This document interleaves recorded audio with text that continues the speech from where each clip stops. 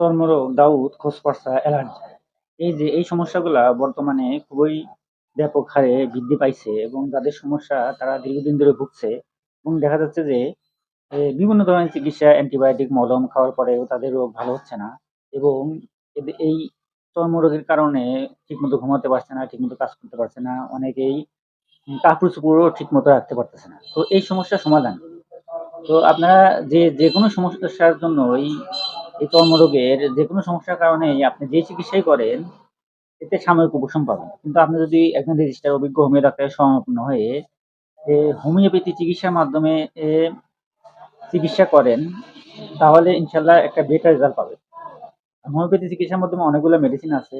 এর ভিতরে হচ্ছে গ্রাপাইটিস, সালফার, মেজেরিয়াম, আর্সেনিক অ্যালবাম, টেলিসাল অনেকগুলো মেডিসিন আছে। তবে আপনার ক্ষেত্রে কোনটা প্রযোজ্য হবে সেটা একজন রেজিস্টার্ড ডাক্তারই আপনাকে দেখে পর্যবেক্ষণ করে আপনার সমস্ত লক্ষণ নিয়ে সে সিলেক্ট করবে এবং আপনাকে কিছু নিয়ম ফলো করতে বলবে। সেই অনুযায়ী যদি আপনি এই হোমিওপ্যাথি চিকিৎসা করেন ইনশাআল্লাহ অতি দ্রুত আপনার এই সমস্যার সমাধান হবে। সেজন্য বলব আপনার সমস্যার সমাধানের জন্য আর দেরি না করে হোমিওপ্যাথি চিকিৎসা করেন ইনশাআল্লাহ বেটার রেজাল্ট পাবেন।